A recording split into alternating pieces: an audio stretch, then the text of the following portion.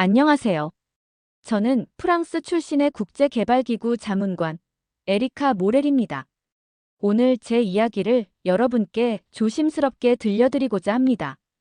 평생 수많은 나라를 돌며 국제개발 현장에서 일해왔고 개발이라는 단어에 냉소적이기까지 했던 저였습니다. 하지만 단 한 번의 경험이 저의 오만함을 뒤엎어버렸습니다. 한국이라는 나라, 그리고 하정우라는 한 남자, 그리고 한 아프리카 국가의 조용한 기적이 제게 가르쳐준 이야기를요. 처음 세르마니아라는 나라를 배정받았을 때 저는 별다른 기대를 하지 않았습니다. 이 나라는 아프리카 북서부, 지도에서도 찾기 힘든 작은 국가였고 물 부족과 식량 위기로 항상 유엔의 구조 리스트에 올라있던 곳이었습니다. 제가 담당한 프로젝트는 유엔이 주도하는 초대형 해수 담수화 계획이었고 이미 미국, 프랑스, 중국 등 주요 국가들이 앞다퉈 참가 의사를 밝혔던 상황이었죠. 저는 프랑스를 대표하여 유럽 컨소시엄의 기술 자문을 맡고 있었고 실질적으로는 각국이 제출한 기술안과 운영 계획을 비교 평가하는 핵심적 위치에 있었습니다. 말하자면 어느 나라가 세르마니아 정부와 계약할지를 정하는데 중요한 영향을 미치는 사람이었죠. 그날도 습관처럼 각국의 보고서를 훑어보고 있었습니다. 프랑스의 파트너십 제안서는 군더더기 없는 기술 중심 문서였고 미국은 자본과 인프라 자랑이 두드러졌습니다. 중국은 빠른 건설과 가격 경쟁력을 내세운 전략적 접근이었고요. 모두 예상 가능한 방식이었죠. 그런데 눈에 낯선 국기가 하나 들어왔습니다. 대한민국, 한국도 들어왔어. 솔직히 말해, 저는 그 이름만으로도 웃음이 났습니다. 정치적 존재감도 외교적 영향력도 크지 않은 국가가 이 큰 판에 왜 뛰어들었지? 하고요. 물론 한국이 기술력이 있다는 건 압니다. 하지만 국제개발 현장은 기술만으로 되는 것이 아니죠. 정치력, 로비, 외교 네트워크, 그리고 자금. 이런 요소들이 결정적입니다. 보고서 내용을 들여다봤습니다. 한국 측은 K-워터라는 공기업이 주도하고 있었고 이름은 하정우. 이 수자원 전문가가 현지에 들어와 직접 파일럿 플랜트를 운영하고 있다는 내용이 있더군요. 그런데 이상했습니다. 현지 주민 주도의 자율 운영 모델 테스트 완료. 심지어 운영 알고리즘 일부를 주민들과 공동 설계했다고 적혀 있었습니다. 아니, 주민들이 담수화 설비를 직접 유지 관리한다고? 이건 너무 비효율적이고 비현실적인 모델이었습니다. 개발도상국에서 기술을 주민들에게 맡기다니 이건 그냥 감성팔이에 불과하다고 생각했습니다. 그래서 저는 즉시 평가 항목 중 운영 안정성 항목에 감점을 줬습니다. 기술은 좋으나 운영 구조의 실현 가능성이 낮음. 이렇게 적었죠. 그리고 솔직히 말해 제 머릿속엔 이번에도 프랑스나 미국이 가져가겠구나 하는 확신이 있었습니다. 며칠 뒤 세르마니아 현지 점검을 위해 직접 현장을 방문하게 되었을 때 저는 한국 팀이 만든 플랜트를 직접 볼 수 있는 기회를 얻었습니다. 원래는 일정에 없던 코스였는데 세르마니아 정부 측에서 꼭 방문해달라고 요청했기 때문입니다. 그때도 저는 별 기대 없이 따라갔습니다. 허름한 트럭을 타고 사막 한가운데 작은 마을에 도착했을 때 저는 솔직히 황당했어요. 맨발의 아이들, 허름한 판잣집, 먼지가 뿌옇게 내려앉은 길. 이런 마을에 담수화 플랜트가 있다고. 그것도 고도화된 AI 시스템이 작동하는. 그런데 정말 있었습니다. 하얀 컨테이너형 구조물, 외벽에 태양광 패널이 부착되어 있었고 내부에선 정수 설비가 실제로 작동 중이었습니다. 더 놀라운 건 설비를 조작하고 있던 사람이 바로 마을 주민들이었다는 점입니다.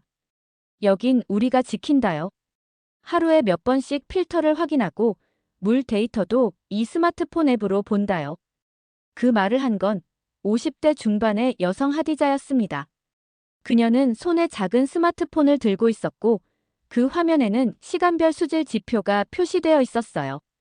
저도 그 앱을 잠깐 봤는데 한국어와 아랍어가 병기되어 있었고 데이터 시각화는 깔끔했습니다. 누가 이걸 교육했죠? 제가 물었습니다. 그러자 하디자는 말했습니다. 하정우 씨. 한국 사람요. 그 사람은 우리를 일꾼이 아니라 운영자라고 불러줬어요. 그 말이 제 가슴에 콕 박혔습니다. 제가 수많은 개발 사업에서 봐왔던 모델은 모두 같았습니다. 외국인이 와서 시설을 설치하고 잠깐 교육을 하곤 떠나면 곧 시스템은 무너졌죠. 그러나 여기 세르마니아의 작은 마을에서 주민들이 진심으로 주인처럼 시스템을 지키고 있었습니다. 그날 밤 저는 처음으로 이거 뭔가 다르다는 생각을 하게 됐습니다. 하지만 아직은 믿지 않았습니다. 이게 단지 감동적인 이벤트성 실험일 수도 있다는 생각, 아니면 그저 운이 좋았던 사례일 수도 있다는 회의가 남아 있었으니까요. 그러나 이 작은 의심이 곧 제 인생을 뒤바꾸는 거대한 계기로 이어질 줄은 그땐 정말 몰랐습니다. 그날 이후 저는 한국팀의 파일럿 플랜트를 2번 더 방문했습니다. 이상하게도 자꾸 마음에 걸렸기 때문입니다. 제가 아는 국제개발의 공식에선 설명되지 않는 감정이 있었어요. 뭔가 불편하면서도 궁금한. 왜 저들은 기술로 설득하지 않고 사람을 믿게 만들까? 제가 다시 방문했을 때 현장에선 또 다른 주민, 아미르라는 젊은 청년이 하정우 씨와 함께 설비 점검을 하고 있었습니다. 두 사람은 마치 오래된 동료처럼 기술 용어를 아랍어와 한국어 섞어가며 대화를 주고받고 있었죠. 제가 다가서자 하정우 씨가 저를 보며 조용히 인사했습니다. 에리카 자문관님이시죠? 먼 길 오시느라 고생 많으셨습니다. 그 인사는 너무도 자연스럽고 정중했습니다. 나는 고개를 끄덕이며 물었죠. 이런 방식이 정말 실현 가능하다고 믿으시나요? 교육 수준도 낮고 시스템이 고장나면? 그는 잠시 제 눈을 바라보더니 이렇게 대답했습니다. 네, 저도 처음엔 가능성 낮다고 봤습니다. 그래서 6개월간 이 마을에 머물렀죠. 그냥 시설만 설치하고 떠나면 아무 의미가 없다는 걸 예전 프로젝트에서 뼈저리게 느꼈거든요. 그의 눈빛은 흔들림 없었습니다. 저는 속으로 살짝 당황했습니다. 현장형 리더란 말을 듣고는 있었지만 이 정도까지 현지에 녹아들 줄은 몰랐거든요. 이 플랜트엔 첨단 기술이 없어요. 오히려 간단한 구조에 오류 발생 시 주민이 직접 수동 조작할 수 있게 만들어졌습니다. 대신 데이터를 기반으로 주민이 실시간 문제를 인지하고 대처할 수 있도록 앱 시스템을 설계했죠. 그가 내민 태블릿엔 마을 수질 데이터가 시간별로 표시되어 있었고 지난 한 달간의 문제 해결 로그까지 함께 저장돼 있었습니다. 심지어 데이터는 블록체인 기반으로 저장되어 조작 불가능하게 설계되어 있었죠. 기술은 단순할수록 좋습니다. 복잡한 건 본사 서버에서 하면 되고요. 현장에선 신뢰만이 시스템을 지탱하니까요. 저는 그 말이 마음에 걸렸습니다. 신뢰라니. 너무 추상적이지 않나? 이곳은 국제 경쟁이 치열한 개발 현장입니다. 정치력과 외교 기술이 성패를 가르는 전쟁터나 다름없는 곳이죠. 그런 곳에서 신뢰 따위가 결정적 요소가 될 수 있을까? 그런데 이 질문에 대한 답은 뜻밖의 사건에서 시작됐습니다. 며칠 후 프랑스 팀은 공식적으로 이의를 제기해왔습니다. 한국 측의 알고리즘 일부가 자사 내부 회의 자료에 등장했다는 주장이었습니다. 즉, 산업 스파이 혹은 정보 유출 의혹이었죠. 본국에서도 긴장했습니다. 한국과의 기술 협력은 민감한 문제였고 국제 여론도 조심스러웠습니다. 저는 당연히 한국팀의 강력한 항의를 예상했어요. 하지만 그들은 침묵했습니다. 하정우 씨는 공식 입장을 밝히지 않았고 대신 조용히 세르마니아 정부와의 미팅을 신청했습니다. 저는 그 상황이 답답했어요. 왜 반박하지 않는 거지? 국제적으로 손해를 입는 걸 알면서도. 며칠 후 무스타파 장관과의 회의에서 한국 측은 놀라운 제안을 했습니다. 우리는 이 사건을 확대하지 않겠습니다. 대신 시스템의 신뢰도를 더욱 높이기 위해 새로운 운영 장치를 제안합니다. 그 장치란 이랬습니다. 주민 참여 이중 인증 시스템. AI 기반 수질 감시 시스템을 블록체인에 연결. 책임 운영의 프레임워크를 세르마니아 정부와 공동 설계. 이 모든 것이 고작 일주일 사이에 만들어진 초안이었습니다. 한국팀은 마치 처음부터 이런 상황을 예상이라도 했다는 듯 계획적이면서도 유연하게 대응했습니다. 회의 후, 저는 하정우 씨에게 조용히 다가가 물었습니다. 왜 강하게 대응하지 않으셨어요? 억울한 상황이었잖아요. 그는 조용히 웃으며 말했습니다. 이 사업의 본질은 담수가 아니라 신뢰입니다. 기술로는 물을 만들 수 있지만 사람과 사람 사이에 물이 흐르려면 시간이 필요해요. 지금 이 순간에도 주민들은 그 물을 믿고 마시고 있잖아요. 저는 할 말을 잃었습니다. 그날 밤 호텔로 돌아가는 트럭 안에서 저는 처음으로 우리 방식이 정답이 아닐 수도 있다는 생각을 했습니다. 기술은 완벽했지만 사람은 완벽하지 않았으니까요. 그리고 신뢰는 설계도면이 아니라 진짜 사람의 선택을 통해 만들어지는 거라는 걸 조금씩 깨닫기 시작했습니다. 며칠이 지났습니다. 세르마니아 수도에서의 회의가 끝난 후 저는 잠시 현장 방문을 멈추고 본부 업무에 집중하고 있었습니다. 프랑스 컨소시엄의 이해 제기건은 조용히 정리되어 가고 있었고 한국 측의 대응은 세르마니아 정부 내부에서도 긍정적으로 평가되고 있었습니다. 그러나 저는 마음이 이상했습니다. 정말 아무 일도 없었던 걸까? 그때쯤 UN 프로젝트 본부로 한 통의 민원이 접수됐습니다. 현지 플랜트에서 비효율적인 시스템으로 인해 일부 마을에 물 공급 차질이 있었다는 내용이었죠.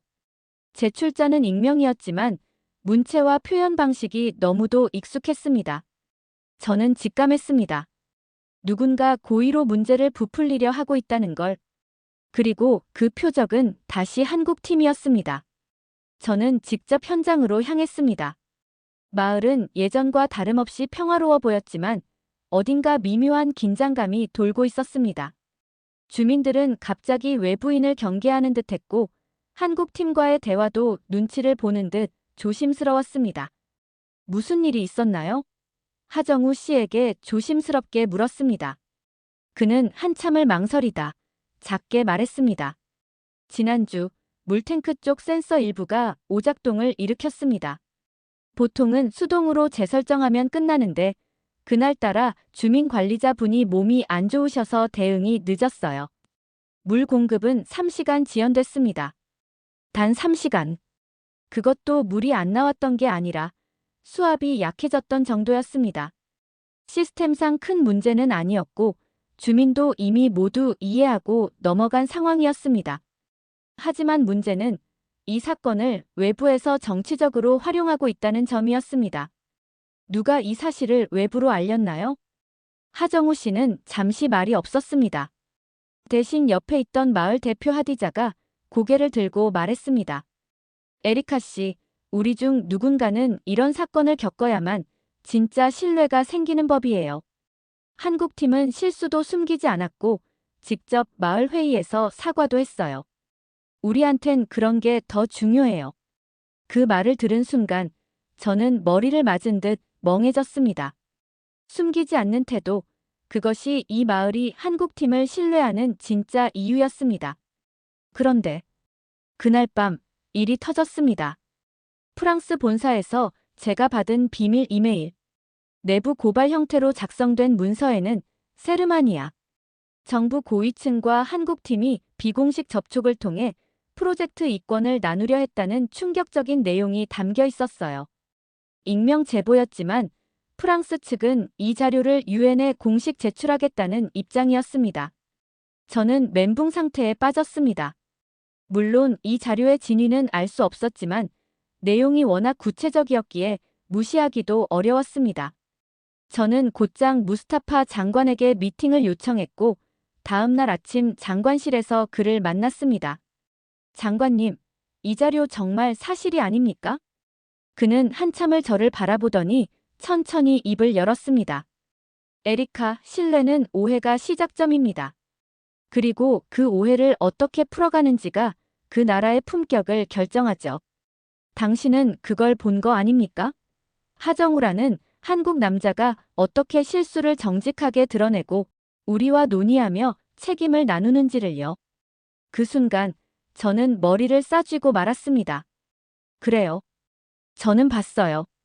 그들은 잘못을 숨기지 않았고 주민과 진짜 대화를 하고 있었어요. 우리가 기술과 자료로 세르마니아를 설득하려 할 때 한국은 사람과 사람 사이의 신뢰로 다가갔습니다.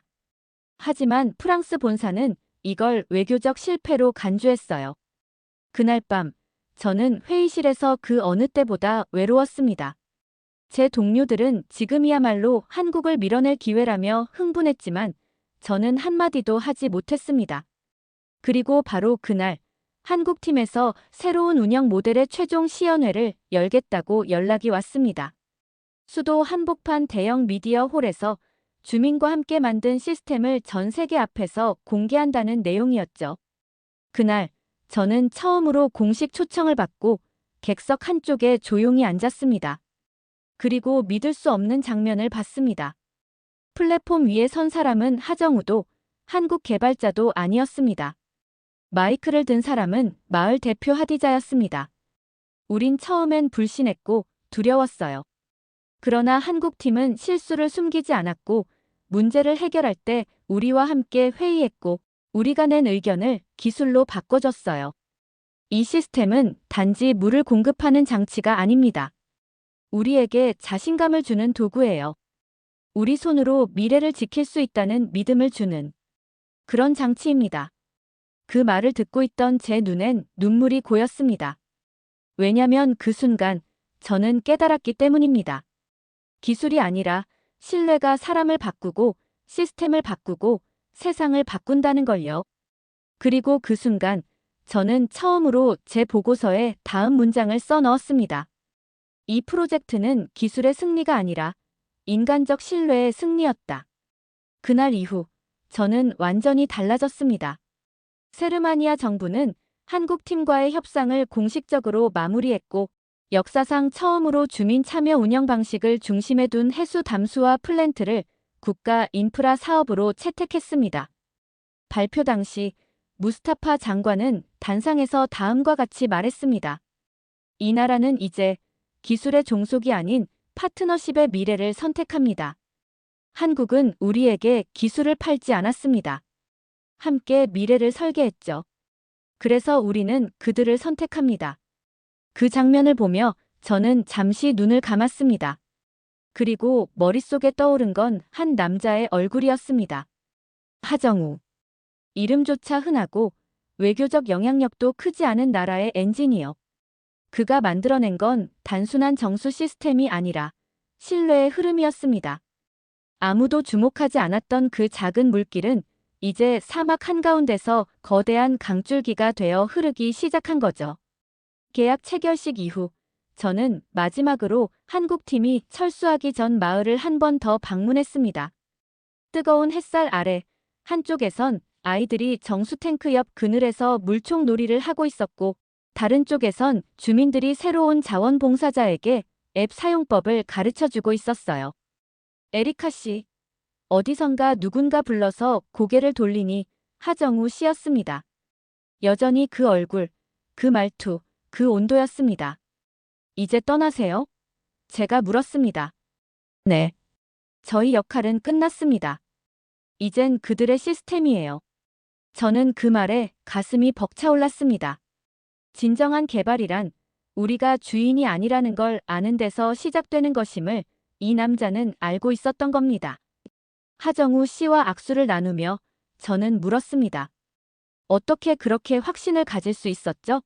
사람들이 따라줄 거란 믿음 말이에요. 그는 잠시 웃더니 이렇게 말했습니다. 처음엔 확신 없었죠. 그냥 저라면. 저 같은 사람이 이런 시스템을 가졌다면 얼마나 좋을까 생각했어요. 그래서 만든 거예요. 언젠가 저 없이도 돌아가게끔. 그 말을 들은 순간 저는 제 스스로가 얼마나 편향된 렌즈로 세상을 보고 있었는지 부끄러워졌습니다. 저는 언제나 시스템을 통제하려 했고 숫자와 도표로 사람을 설득하려 했습니다. 하지만 정작 신뢰는 통제가 아닌 공감에서 시작된다는 걸 그제야 알았습니다. 그리고 그날 밤 저는 제 보고서 마지막 장에 다음과 같은 문장을 남겼습니다. 우리는 종종 강한 나라를 기술과 자본으로 정의하지만 진짜 강한 나라는 상대를 무너뜨리지 않고 함께 미래를 짓는 방식을 택한다. 세르마니아의 물길은 한국이 만든 기술의 산물이 아니라 한국이 증명한 신뢰의 열매다. 그 보고서는 이후 유엔 내 여러 부서에서 회람되었고 일부는 신뢰 기반 국제 개발 협력의 새로운 모델로 주목받기 시작했습니다. 그리고 몇 달 후 저는 유엔에서 공식 제안을 받았습니다.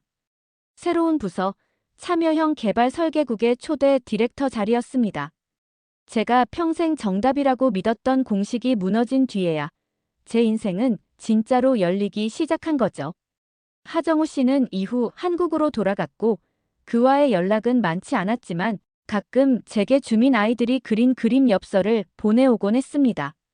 어떤 엽서에는 이렇게 적혀 있었어요. 하정우 삼촌이 말했어요. 우리도 세상의 주인이 될 수 있다고요. 그래서 저도 물을 만드는 사람이 되고 싶어요. 저는 그 엽서를 책상 위에 올려두고 매일 아침 그걸 보며 하루를 시작합니다. 혹시 여러분도 세상 어디선가 작은 믿음을 쌓고 있는 누군가를 만난다면 부디 너무 빨리 판단하지 마세요. 진짜 변화는 조용히 그러나 단단하게 다가오거든요. 그리고 그 중심에 언제나 사람이 있습니다. 감사합니다. 지금까지 제 이야기를 들어주셔서 그리고 한국이라는 나라 그리고 그 안에서 조용히 움직이는 사람들의 이야기를 마음으로 느껴주셔서 고맙습니다. 여러분은 어떻게 느끼셨나요? 기술보다 더 깊은 신뢰의 힘, 이 이야기가 여러분의 마음에도 닿았을까요? 댓글로 여러분의 생각을 꼭 들려주세요. 세르마니아의 작은 물길처럼 우리도 함께 이야기의 흐름을 만들어가고 싶습니다. 이런 따뜻한 변화의 이야기가 더 많은 분들에게 닿을 수 있도록 구독과 좋아요는 저희에게 큰 힘이 됩니다. 감사합니다. 그리고 다음 이야기에서 또 만나요.